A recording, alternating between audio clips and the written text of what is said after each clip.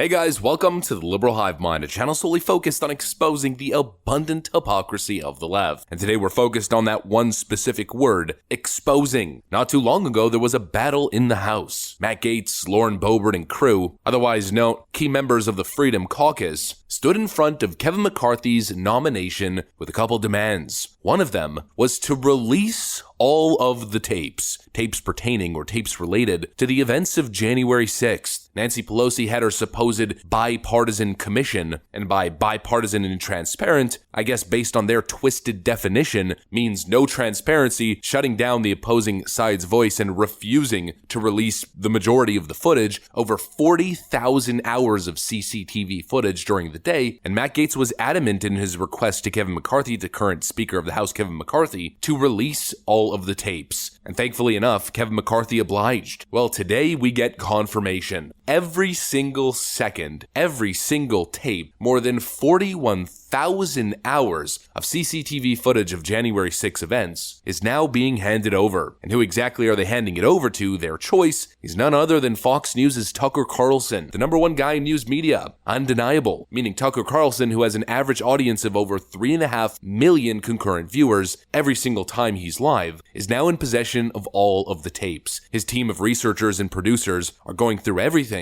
And as we're learning, we're going to get a thorough review and thorough investigation and presentation of those 41,000 hours of footage. It's time to get to the bottom of it. It's time to clear the record and BTFO the hyperbolic left-wing insurrection narrative. We've got some stuff to get into, so let's roll the tape. All right, folks, take a look at this beautiful headline right over here. Kevin McCarthy is giving exclusive access to 41,000 hours of January 6 footage to Tucker Carlson. Republican House Speaker Kevin McCarthy of California is granting Fox News host Tucker Carlson exclusive access to more than 41,000 hours of footage from the January 6 protests at the U.S. Capitol. The development was first reported by Mike Allen from Axios, who cited sources close to McCarthy. That was the initial report, and last night during Tucker Carlson's show, that report was confirmed. Tucker Carlson and his team are in possession of all tapes, and they will be doing a presentation next week. We've been complaining about, and we think it's justified, the fact that the U.S. Congress has held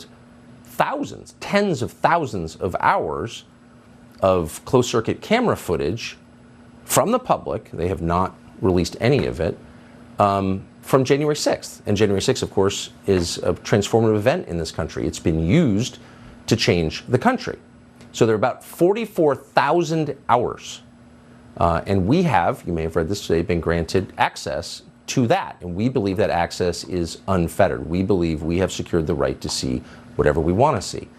So we've been there about a week. Our producers, some of our smartest producers, have been there looking at this stuff and trying to figure out what it means and how it contradicts or not the story that we've been told for more than 2 years.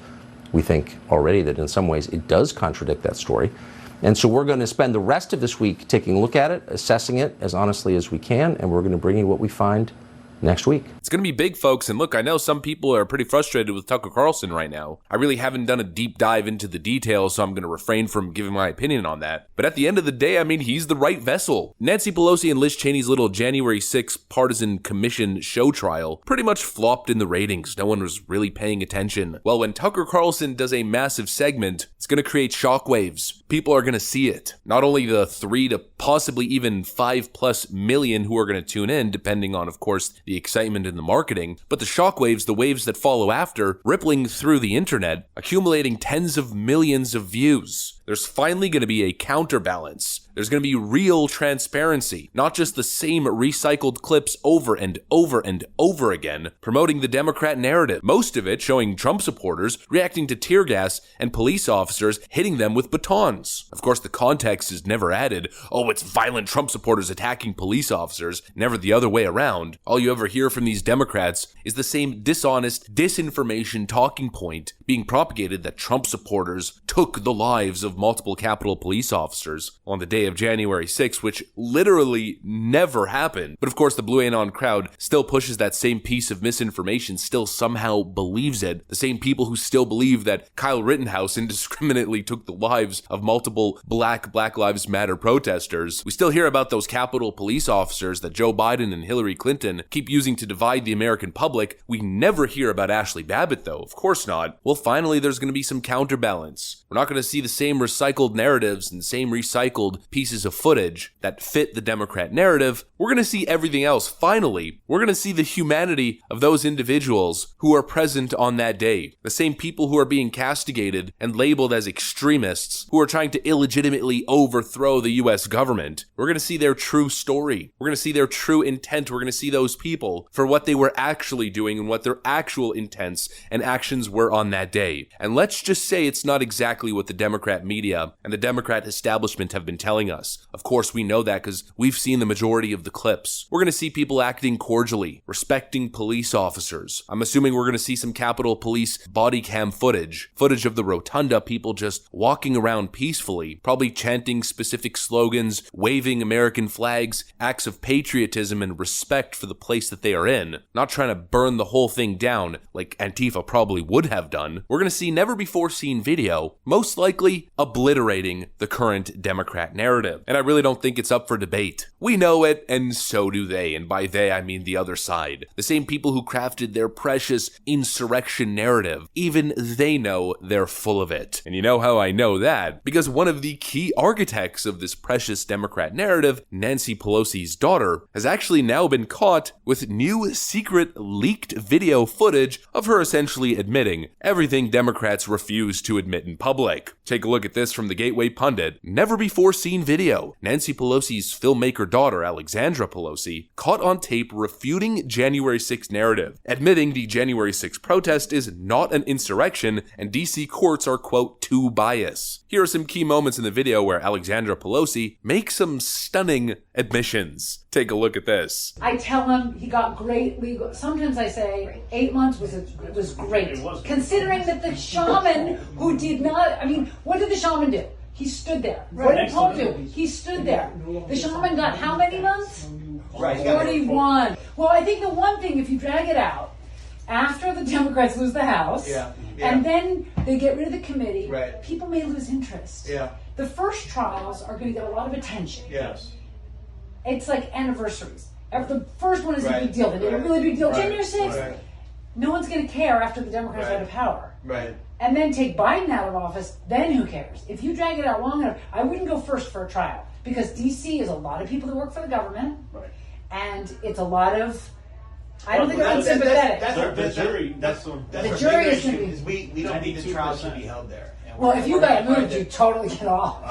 But the thing is, why I asked you the question of so what was the plan? Is that if there was an insurrection, you were supposed to be in line marching. You're in the military, you know this. No, that's you were supposed to have a plan. You're going to be able to laugh about this one day. Okay, so I want you to know that I'm from New York City, and I was always a long time ago friends with Gavin McInnes, who's supposedly the guy that started the Proud Boys. Right. Yes. And when you say it was a drinking club, I'm just telling you guys, I don't know what the Proud Boys is, but I know Gavin McInnes. I went on road trips with him to parties. It was so comical to me when I first started hearing about Proud Boys are Supreme. This was years ago when they started saying in Brooklyn, where he's from. I was like, what? This guy, he may talk shit, but a lot of it is he's a provocateur. He says it to be funny or whatever.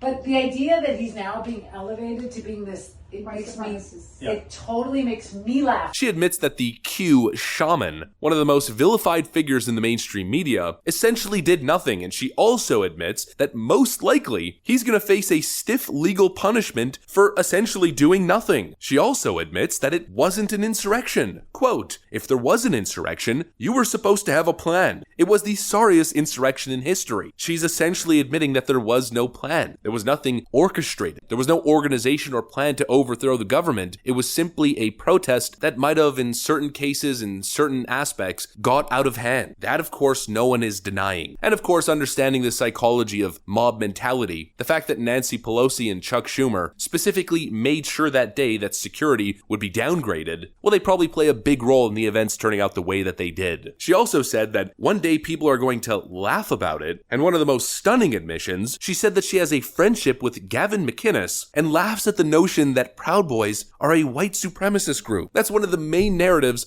of the January 6th insurrection, that the Proud Boys and the Oath Keepers are extremist white nationalist groups that coordinated directly with Donald Trump. I'm laughing because it's freaking laughable, to overthrow the government on that day. Even Democrats, even one of the core architects of crafting the narrative, Nancy Pelosi's daughter Alexandra Pelosi, who was there on the day of with a documentary film crew, actively getting footage to craft that narrative, even she knows that the Democrat story of events is full of crap. That tells you all that you need to know. Well, the counterbalance is coming. In fact, this is already an element of the counterbalance. The Pelosis themselves essentially admitting that everything they've told you over the last 2.5 years has been full of crap. Now we got 41,000 hours to pile on and continue refuting the claims of an organized coup and insurrection orchestrated by Donald Trump and other evil right-wing MAGA militia groups. The narrative is falling apart, and one thing that Alexandra Pelosi said that I certainly agree with, that one day you're going to be able to laugh about this. Well, it seems as though that is certainly the trajectory now, isn't it? Get ready, leftoids. Your narrative is about to get BTFO'd. That's what I got for you guys, though. Hopefully you enjoyed it. If you did, make sure to leave a like and possibly subscribe to the channel. Thanks for watching, friends, and I'll see you on the next one.